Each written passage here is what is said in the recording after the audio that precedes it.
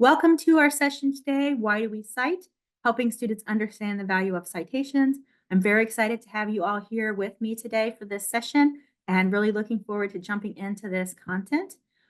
My name is Jane Hammonds. I'm an associate professor and I'm the teaching and learning engagement librarian in the university libraries at Ohio State. And you can contact me at hammonds.73@osu.edu.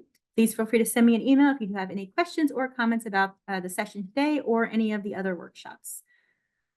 Our outcomes for today are we're going to think a little bit about what the differences might be between how instructors or more experienced researchers view and understand the role of citations and the value of citations, and how students may view or understand the role and value of citations. And then I'm going to share some strategies and activities that we might be able to use to help students really think about the role that citations play for experienced researchers as part of these scholarly or professional conversations that we are involved in. I wanted to jump in and start by having us think a little bit about why we actually cite. Like, what is the reason that we value citations as experienced researchers? So I have a Padlet. I'll put the link to that Padlet in the chat one more time. So what I would like to hear from you all is taking plagiarism out of the picture. So beyond just preventing plagiarism, why do scholars provide citations?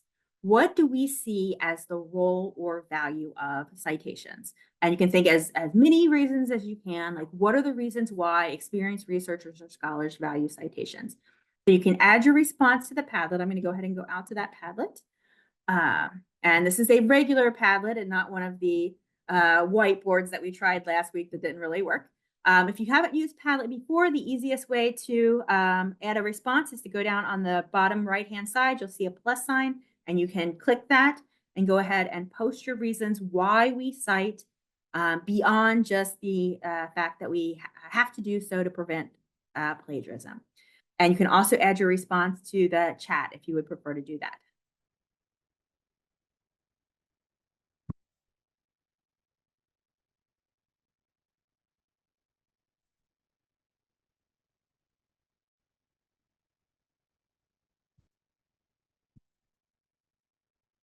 So seeing some of the responses coming in, I'm seeing responses about giving credit to original authors or researchers. I'm seeing about citations being able to direct you to where you can learn more information about that topic, right? Citations are how we talk to each other, right? So several of these are around this idea of the scholarly conversation. So showing the readers where to locate your sources, right? How to engage. This is sort of how we engage and how we're part of a scholarly conversation, right? We provide support. We find additional information. Situating research in the larger context, right? We allow our readers to verify or check on our information. We identify research gaps, right? It gives value to your research as well as others. Showing credibility, showing expertise. This is how we show that we're up to date with the most current publications in our topic. Yeah. Right. Show the other conversations that you've used to inform. Show that your point is supported with quality evidence. Yeah, lots of great responses here. Thank you all for sharing. Establishing in the chat, I'm seeing establishing credibility for further research, provide a chain of knowledge. Yeah, so these are all great responses, right? So there's a lot of reasons why we provide citations. I'm going to go ahead and go back to our presentation. So thank you all for sharing your responses there. Okay, so there are many reasons, right, why we provide citations, right? We want to provide support for the claims that we are making.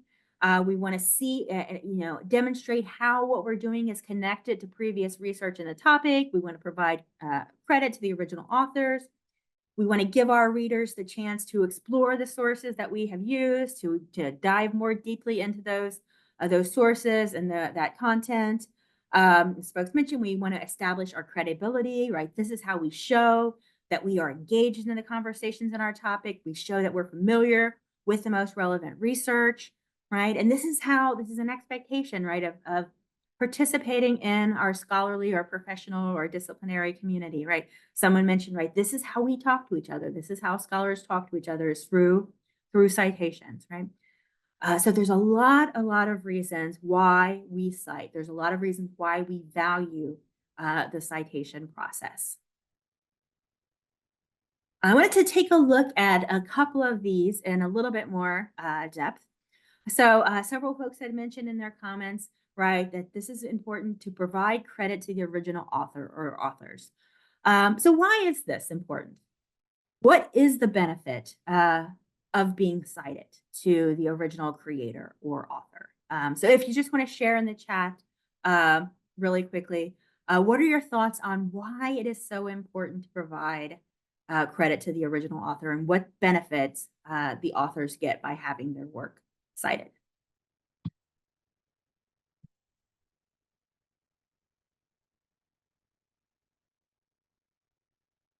So we got because they deserve it, right? Authority, um, right? Helps with promotion. Tenure and promotion may be tied to citations. Absolutely, right? It shows recognition. Kristen said, yeah, raises author's voice in the scholarly conversation, right? Being recognized for the time and energy you put into your work, right? Intellectual property, right? Yeah, and right, yeah, we'll definitely share the recording. Yeah, for sure. So, intellectual property, like we put a lot of time and effort into things that we do, right? We spend months or years writing these things or creating these things, right? And we want recognition for that. We want to have that work be acknowledged, and we know that in the higher education context, right? Being cited shows.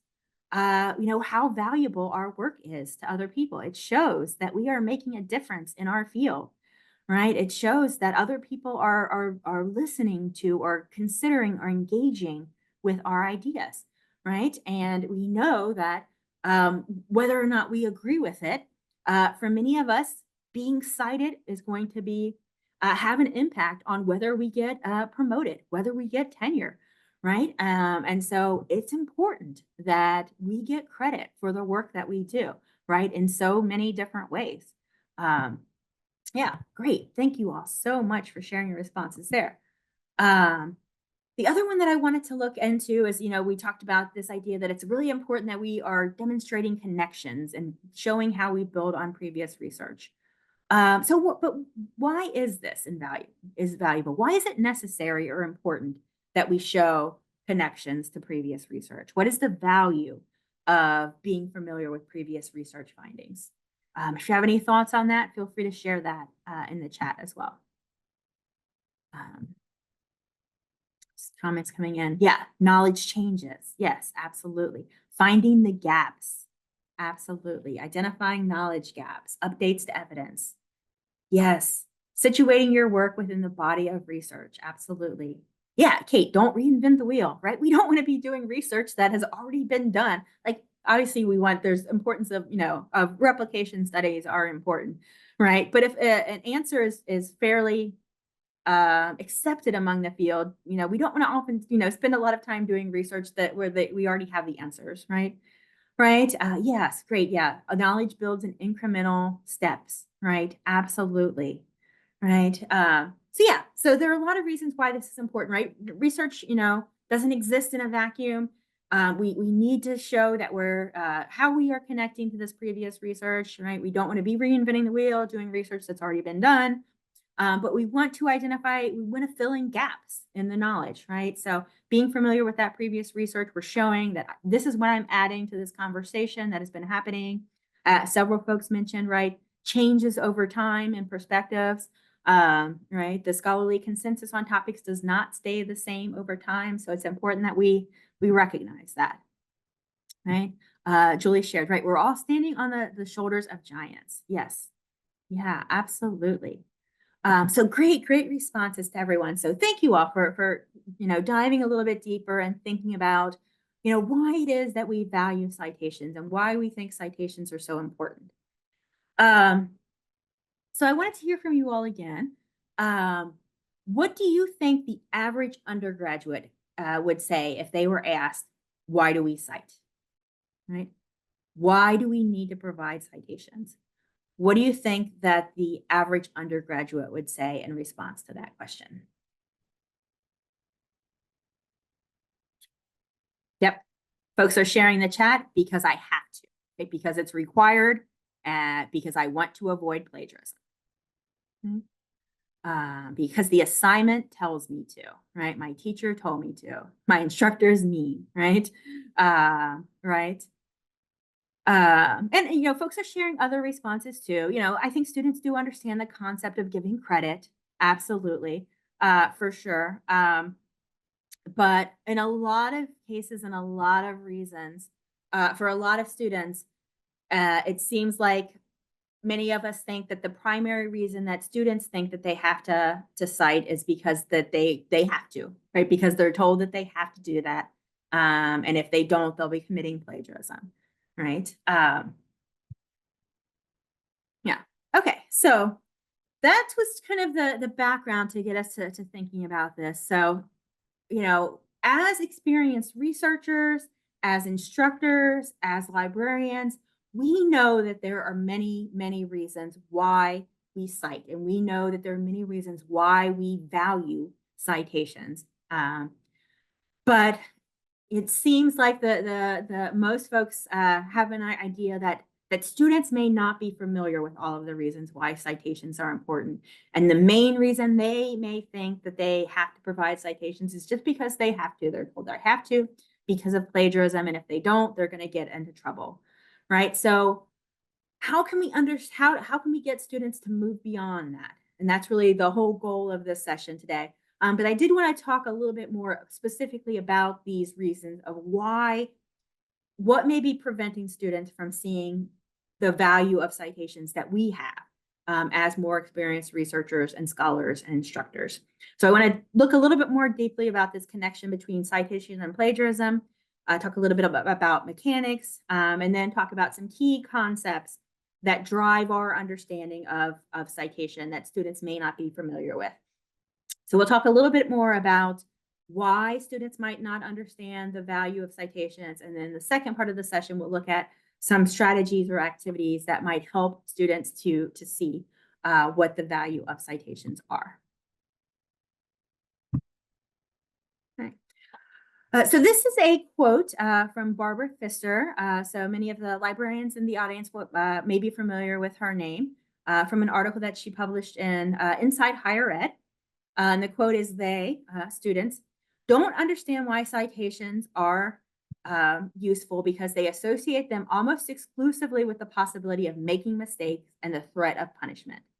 So what is your reaction to this statement? Anyone, feel free to share in the chat any response that you have to that statement. Students don't learn why citations are useful because they associate them almost exclusively with the possibility of making mistakes and the threat of punishment.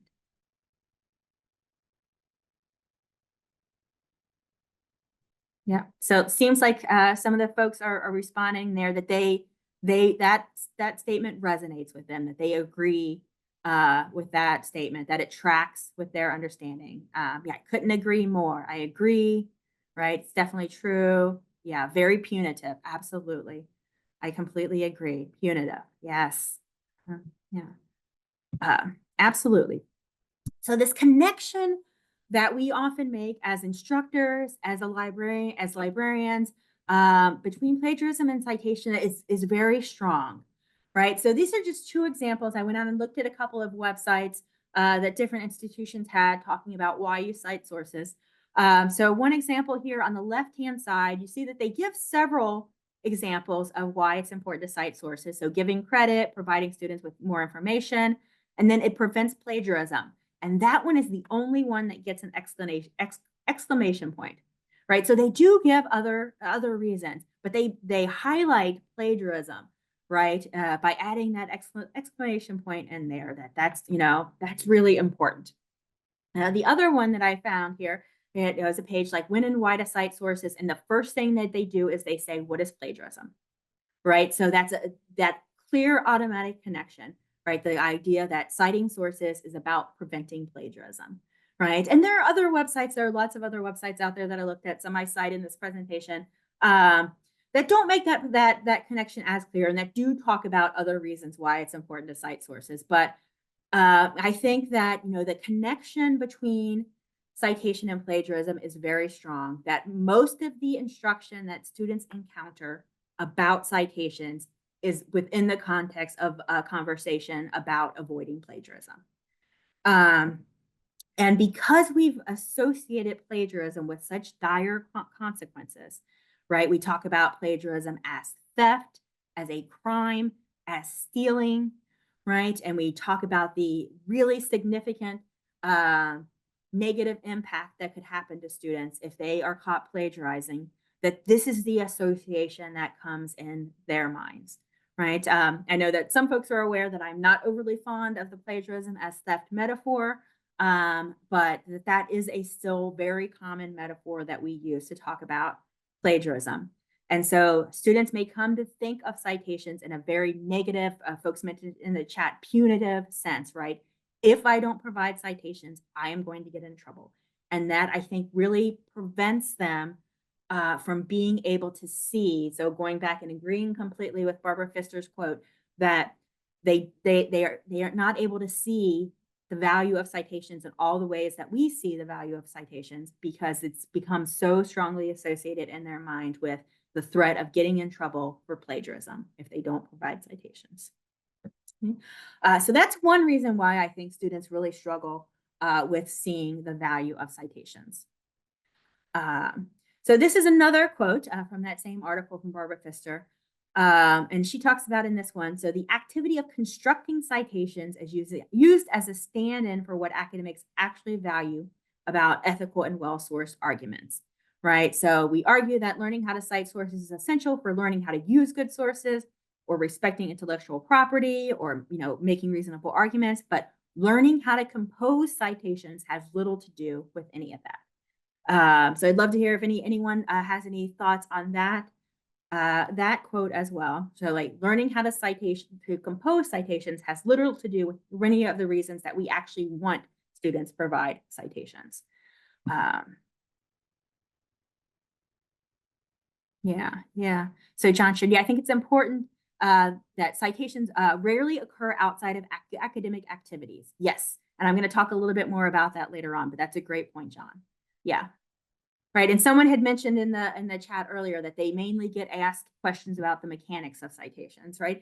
And I think that is another thing, right, is that we often associate teaching students about citations with teaching students the mechanics of citations, right? Here's how you compose a correct citation, right? Or even, even if we move to here's tools that you can use to compose correct citations, right? But we focus a lot on whether the citation format is correct, and that students then start to think about whether the citation format is correct, then why it is that they're actually providing the citation in the first place, right? They're so worried about whether the comma placement is correct that they're not really thinking about what they're doing with that source, and why adding that source to their paper is important, right? So I've shared the citation guide that we have at Ohio State. Citation Help is the title, and it's all about mechanics, right?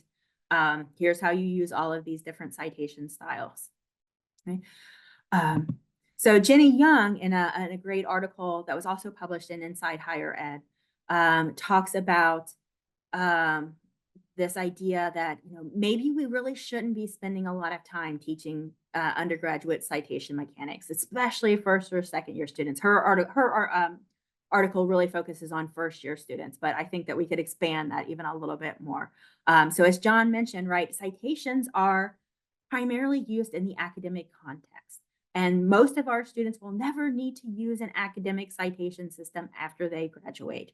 If they have to cite sources at all, they will include links to those sources, right? Rather than having formal academic citations. Right, so that's one reason why Jenny Young argues that maybe we really shouldn't be spending a lot of time teaching students citation mechanics. She also makes the great point that citation systems change, right? Frequently, there's always these new updates to the citation manuals that make sometimes very minor changes, sometimes bigger changes, right? But we know that the citation style is going to change over time. By the time that the students graduate, they're probably going to have a different citation style, right? So why do we spend a lot of time teaching these systems that are fairly arbitrary and change, based on whenever this organization tells us that they need to change? Right? So we know that it's not going to change. We know that these are not standard across disciplines. So why do we spend a lot of time either worrying about student citation mechanics or teaching them? Um, right. And so I think that this is an example of another reason why students may have trouble understanding the value of citations, because the emphasis becomes citation mechanics rather than thinking about what they're actually getting out of citing that source. And then I also wanted to highlight, I think another reason why students may not be able to understand the value of citations is that the shared conceptual understandings that more experienced researchers have about issues like the scholarly conversation, students may not have that same understanding, right? They haven't developed their understanding of these key concepts. And so they don't really see the research process in the same way that we do, or the scholarship process more broadly in the same way that we do. So they're lacking sort of understanding of these key concepts. And I really want to highlight three key concepts, right? So this idea of scholarship as conversation, research as inquiry, and information has value. Several folks in their comments on the Padlet talked about citations as a way of engaging in the scholarly conversation, right? As experienced researchers, instructors, we have an understanding of this idea that scholars are engaged in these ongoing conversations, right? Through their work, they're sharing their research findings, they're exploring each other's research. We know that these conversations take place over distance, across time. We know new voices are added into the conversation, right, as new people enter. And we recognize that providing citations is an expectation participating in these conversations, but we also recognize that citations are the record of the conversation that has been taking place, right? This is how we show, as people said in the Padlet, how we show the part of the conversation that we are engaging in, right? But a student may not have a recognition of this idea of what the scholarly conversation is, right? If you ask, undergraduate students, what does it mean with this by the scholarly, say the scholarly conversation? They may have a vague idea of what it means, but many of them are not really going to be familiar with this idea that scholarship is a conversation, right? And so if you don't have this understanding of scholarship as conversation, the idea of why it's so important to provide sources may not resonate as much with a student, right? Because they don't have this understanding of citations as the way that we navigate the scholarly conversation within our field on the topic that we're looking at, and how we understand and that our role is to contribute to that conversation. So that's one key concept that I think that students may not fully get that may prevent them from seeing the value of citations in the same way that we do. Research as inquiry is also an important key concept. So, right, the idea that not only are that there are these conversations, but that researchers within a field are sort of engaging in this collaborative process in which we are trying to identify the gaps in the knowledge that we have, right, and to try to fill in those gaps. What are the questions that haven't been asked or answered in this field? What are the questions that haven't been asked in this field? And that an understanding of the citations, understanding of that scholarly conversation is necessary to be able to do this. We don't know what questions to ask until we have some familiarity with the citations, with the literature in the field. And missing citations create a gap in the literature, right? A gap in the research record where, we don't know where an idea came from. So recognizing that research is not the end of the topic, we publish something that other people are going to continue to engage in that conversation, right? If students don't have that understanding of research as inquiry and scholarship as conversation, they may not really see the value of citations. And then I also wanted to talk about information has value as another key concept. So this recognition that information has value in many different contexts, right? So I asked you all earlier, what is the benefit of getting credit? And folks were mentioning a lot of different things. No one mentioned a financial value that I saw. It may have been in there, right? But we know as scholars that we're not generally going to make any money with our work. A few scholars do manage to, but most of us know that we're not going to make any money by publishing an article, right? But that there is still great value to us as scholars to have our work being cited, right? For many different reasons, right?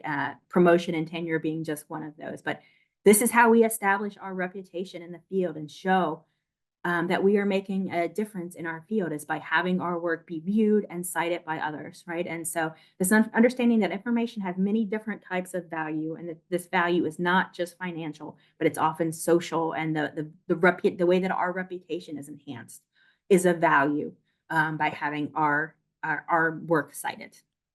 And so if students don't understand these concepts of scholarship as conversation, research as inquiry, information has value, then they may struggle to really see the value of citations in the same way that we do. So I'm going to pause here to see if there are questions or comments. I know there's been a lot of comments coming in through in the chat. So I've missed a lot of them. So yeah, add questions in the Q&A if you want to make sure that I see them, and I'll try to go back and see.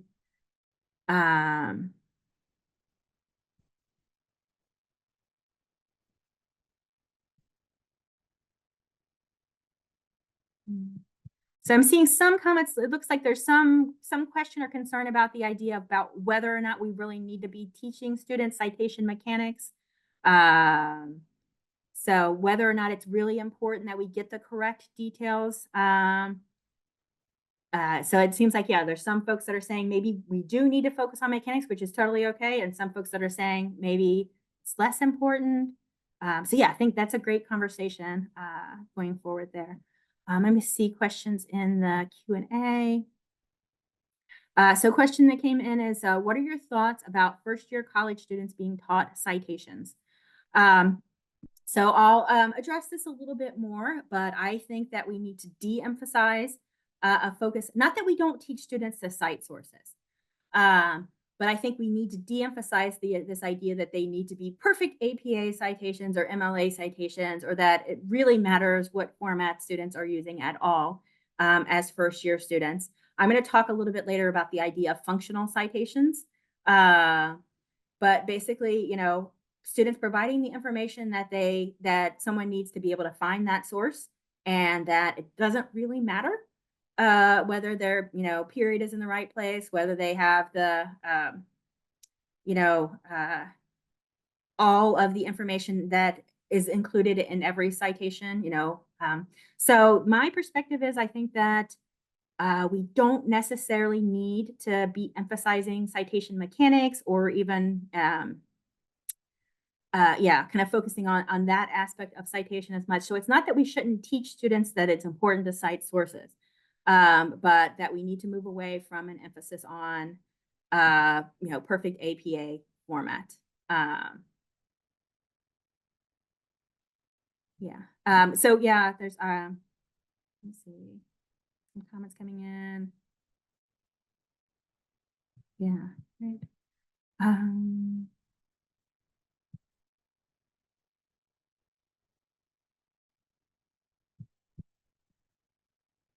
So there's a few comments and questions, but unfortunately, I kind of lost the thread of the conversation in the chat. There were like 40 or 45 comments that kind of came in really quickly. So if you have additional questions, let me see, one other just popped up here in the chat in the Q&A.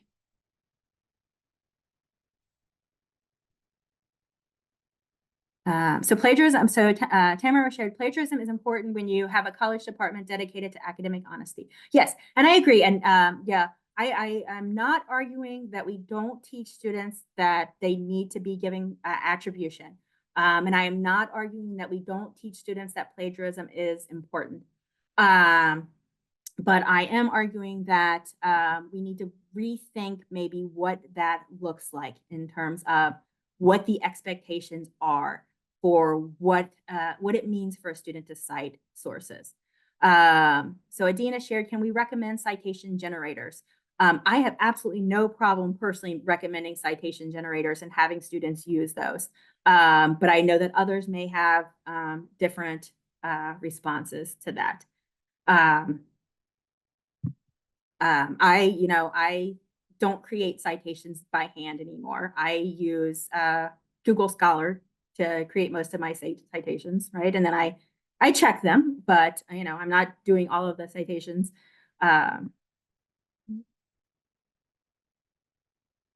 So Tamara shared, having them memorize one format seems a time waster because one department might use MLA and another APA. Yes, I completely agree, right? There may be a time if they become more advanced scholars, as they start to move into graduate school, recognizing the citation style that is used in your discipline. But as a first-year student, do they really need to be, does it really matter whether they're using MLA or APA?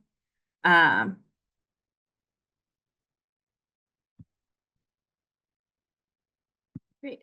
Okay, so we'll go ahead. Lots of great comments and discussion in the chat. I wish I had a chance to see that more, but I'm definitely interested in the what I'm seeing in there, with some folks leaning more towards reasons why it might be important that students have more accurate citations, and some folks may be leaning away from that. Please feel free to continue to add comments, add questions in the Q&A. But I'm going to go ahead and jump into the next section here, as we are rapidly running out of time, as always, and talk a little bit about some teaching activities and resources. And yeah, folks are sharing some recommendations for citation tools in the chat, so please take a look at those. Put that in the chat. Okay. So I wanted to have us all do an activity. So I have a link in that I just put into the chat to an article example. And I wanted to give you all a chance to go out and take a look at that article. And I have 2 questions for you, right? So that article is recommending a teach the teachers model for teaching information literacy. So using the information that you find in that article, who else has advocated for the teach the teach model, and who developed the course design process that this workshop was based on? So I'll let you all take a look at that article, and then you can share your answers to that in the chat. Give you all a few minutes.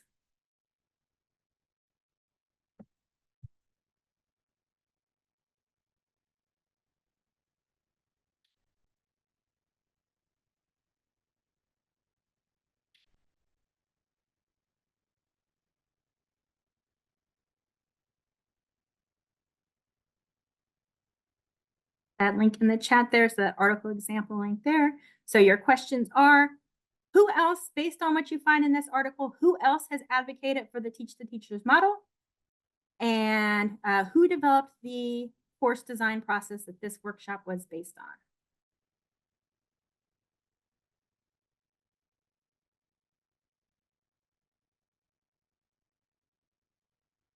Are folks having trouble accessing the article? Looks like one person was able to, one person says they're not. If you're able to access the article, can you give me a thumbs up or reaction? You see thumbs up coming up. Okay, cool. Great. Great. Okay, yeah, looks like most folks are able to access it. Wonderful.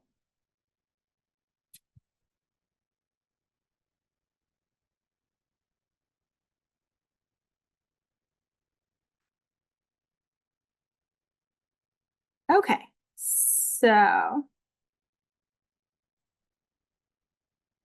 yep. So as some folks are noticing in the chat, if you are not able to answer those questions, that is totally understandable, right? So go ahead and go out to that article. So for those folks that didn't have a chance to see what the article looks like, here is the article, and the answers to those questions. We'll try to make this a little bit bigger. The answer to those questions are not there because all of the citations for this article have been redacted.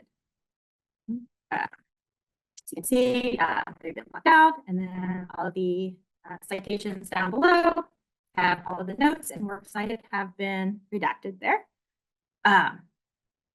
So I wanted to share this one. Let me go ahead and go back to my slides as an example of an activity that you might be able to do with students to help them get an idea of what the value of citations is.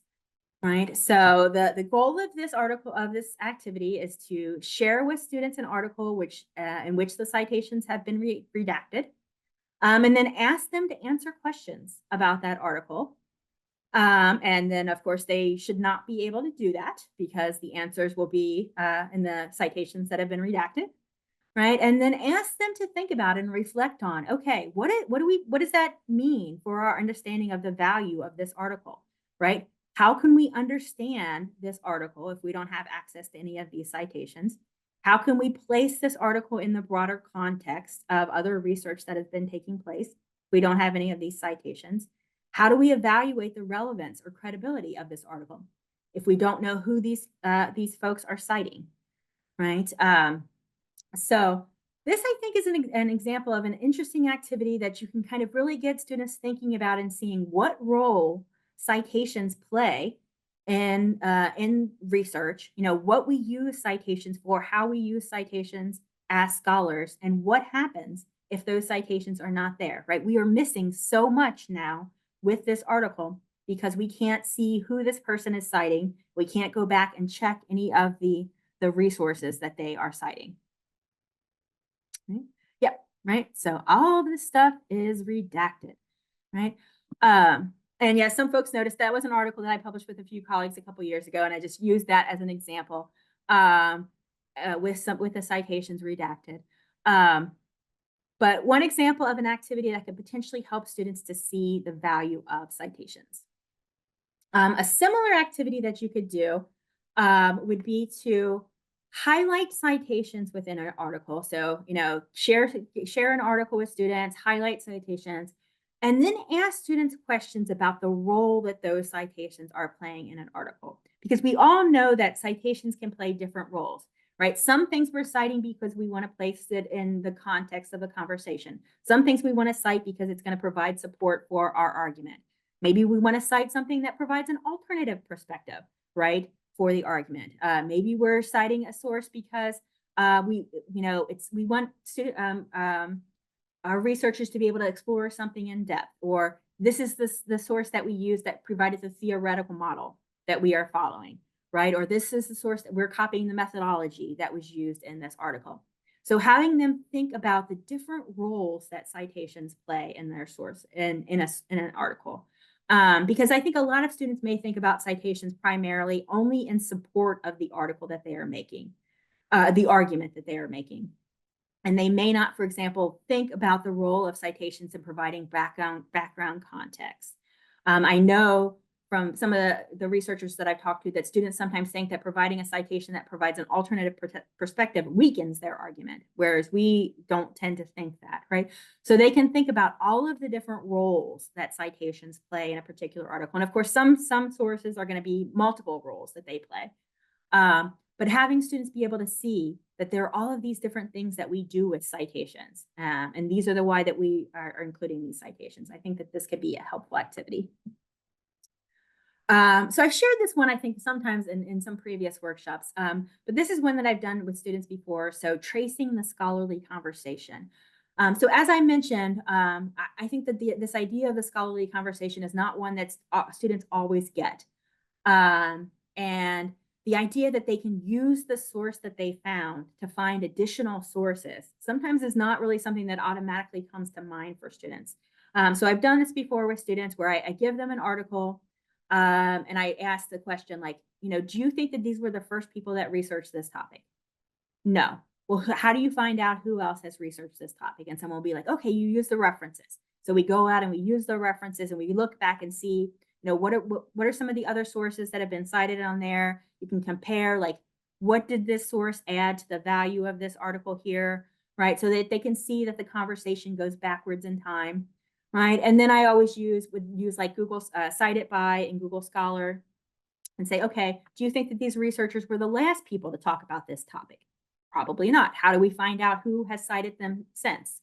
And so I show them how to use Cite It By, right? And we see how that conversation has continued to develop over time. So I think that's really helpful to you know, not only as a useful, you know, citation tracing is obviously a useful method of research or part of the research process that doesn't naturally automatically pop into students' head. But it also helps them to get a visualization of this idea that, this is an ongoing conversation, and these sources are connected to each other. Um, and then you can move that a little bit forward by having them do an actual visualization of the scholarly conversation. So doing some visual representation of how the sources are connected, right? So for example, they could say, these three sources were all used to provide background information. These three sources were all used to provide for support for the argument, and kind of create connections between those sources, right? It could look sort of like a concept map kind of looks. It could use like a timeline, different ways that students could put it together, but so that they can start to see. And you could do something like, this, here's our main article. Here's these sources that cite this article, but then these sources cite each other as well. So they can start to see sort of the complex web of citations that exist within a different source. So I think that can be really helpful as well to get that. Some students need that visualization that they can start to actually see that this is a conversation that is taking place. A why we cite top 5 activity could be really interesting, where we do basically kind of like what we did at the beginning of the workshop, where I asked you all, like, what are all the reasons that we cite, right? I looked and found some, a lot of libraries have why we cite guides. So you could provide them with several examples of why we cite guides and have them bring the information from multiple of those together to create their own top 5 list. And you can say, don't mention the word plagiarism. What are the other reasons why we cite? Or you could include plagiarism as well. I think that, again, that is still important, but we don't want to overemphasize plagiarism as the only reason why they cite. And I shared this example from California State Dominguez Hills because I really like the way that they laid out their sort of top 5 reasons why we cite. So I thought that was a good example to share. So we did this activity basically at the beginning, where we would just do like a brainstorming session with students. Why do we cite? And have them share all of the reasons why that they, are aware or think of citing, and then we can help guide them in directions as we're going forward. Maybe what if it's this is another reason that we might want to think about citing. So again, we're just trying to expand their understanding so that they're able to recognize that there is value to providing citations beyond just I have to do it or I'm going to get in trouble if I don't. This is an activity that I admit that I've never done with students before, and I don't really know where this idea comes from. And so this is an example of I don't know if I saw this, that someone else had did this, or if it was an idea that came from way back in my mind. But I thought it might be interesting to, like, one of the reasons why students might struggle with understanding the value of citations, especially around credit, is that it can sometimes be hard to see that sources are actually created by real people, right? And so having them with each source that they cite, maybe provide a short 1-sentence biography or perhaps a picture of that author so that they can actually see that these are real people that we are citing, right? And that, we want to make sure that these folks are getting recognition for the work that they're doing. So it's not just that there's a bunch of names that they're citing that they don't really pay attention to at all. But starting to see that, that these are actually sources that are created by people and that they deserve that credit for the work that they have done. And again, I can't remember where this idea came from. And if folks remember, or folks have you did this activity themselves, please do share. But I wanted to put that one out there as another potential activity that folks could do. I also think it's important in thinking about the strategy. So this is less of an activity, but if you're an instructor or you're developing assignments, one of the reasons why I think students might have trouble seeing that this is a conversation is because that for most students' assignments, the only audience that they ever have is their instructor. And so they may think that my instructor already knows all this anyway, right? So what benefit are they going to get from me, citing my sources other than that I have to do so? So if we can reframe the audience as much as possible so that we have this recognition that students are producing work for other people, and having them and talking to them about, okay, what types of evidence will this audience find valuable? What sources will be considered authoritative in this context? So they're thinking about their audience and they're thinking about the role of sources as providing some benefit for this audience that is beyond just their instructor. So if there are ways I think that we can reframe the assignments that we give so that students' audience is beyond just their instructor, I think is helpful. And I wanted to mention this one. So I'd given a previous presentation on this idea of plagiarism as theft, and this was a great idea that I found in an article that I was using in that presentation, talking to students about this idea of passing it on rather than passing off. So this idea that passing off is, I want you to think that this idea is mine, whereas passing on is this recognition that I want to share this idea with you that I have found. I want to share this great research that someone else did. I want to share this work that has been so influential to my own work with other people. So maybe thinking about reframing how we talk about attribution and plagiarism to this idea of passing on. And this gets to the idea of credit that we've talked about, of course. So I wanted to share that example as well. And then I mentioned earlier in the chat, thinking about, can we allow for functional citations, right?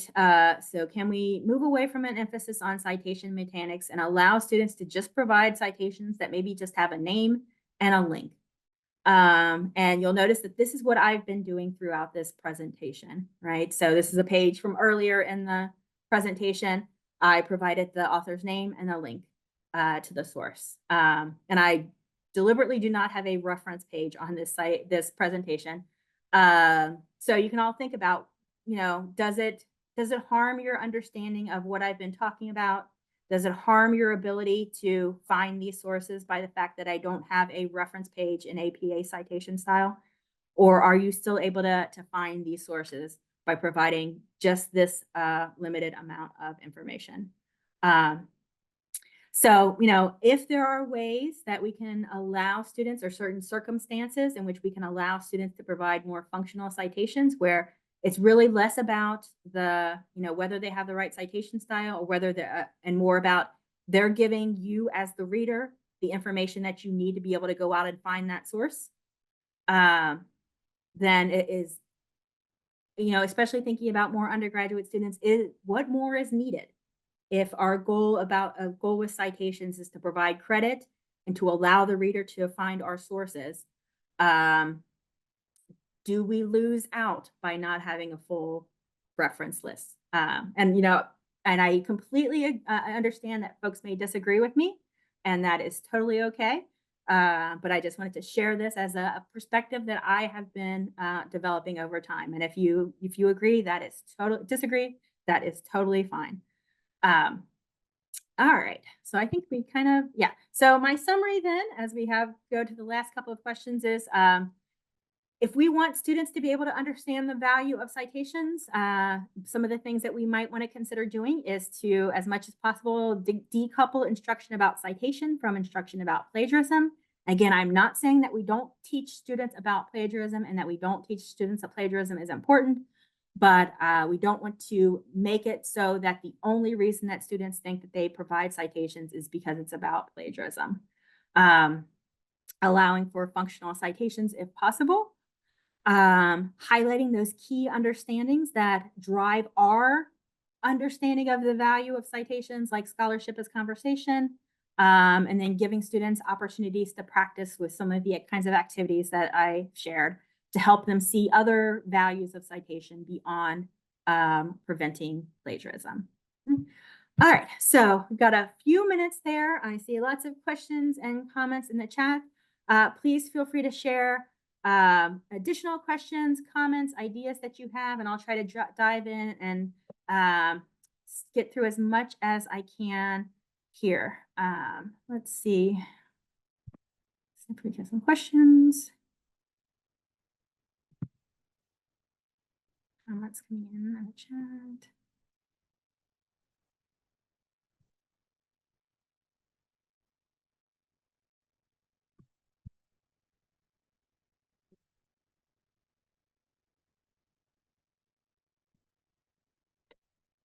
In comments, trying to see if there's any questions in the comments that I've missed.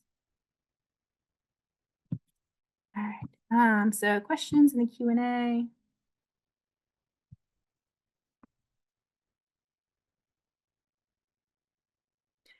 So less a specific question, but I suppose I'm curious how much librarians feel like we have the time to discuss citation and attribution and the intentions behind them in one-shot sessions. And I think that is a very fair and valid point. Um, in many cases, librarians are very limited in the amount of time that we have with students. So that may limit our ability to be able to get into some of these issues as much as we would like. And we also do often have to be aware of the expectations that faculty members will have about the kinds of instruction that we are providing. And I think that is a totally valid point. But I definitely think that there are things that we could do still. Speaking to the librarians in the group, I know there may be others that are not librarians. There are things that we could do as a profession to start to at least make some steps in the direction of encouraging different ways to think about how we talk about and how we teach citation with students. And I'm not expecting that we're going to be able to like change the entire academy and say that we're going to do away with citation styles. One of my colleagues for years has been advocating for a universal citation style. Like, why do we need all of these different citation styles, right? And I don't expect that we're going to be able to make a massive change in the academy. But I think that there are things that we could do, activities that we could do with our students to help them see the value of citations beyond thinking about the connection to plagiarism or citation mechanics.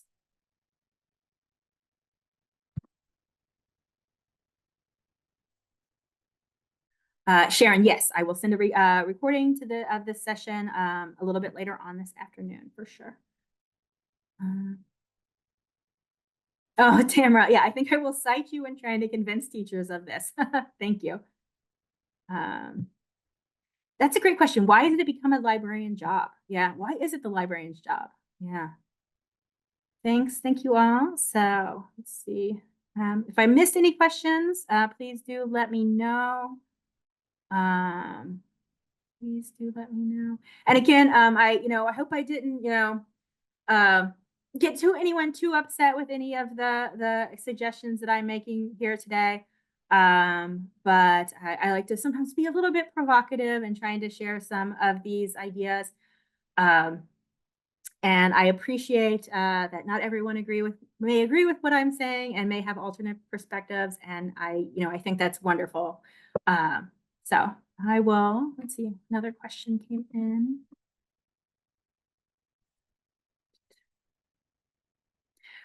So we have, I'm sorry, I'm not sure if it's Shara or Chera, and apologies if I'm going to mispronounce that.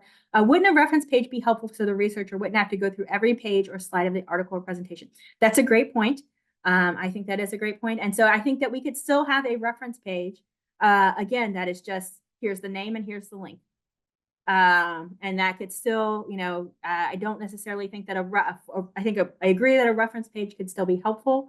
But that doesn't necessarily mean that it has to be a reference page formatted in, perfect MLA style. But I think that's a great point. Absolutely. Okay, so I'm going to go ahead as we've now reached 1 o'clock.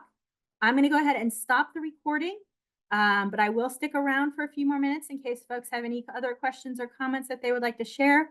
Thank you all for being here today. You'll get the follow-up recording and slides and everything a little bit later on today. And have a great day, everyone.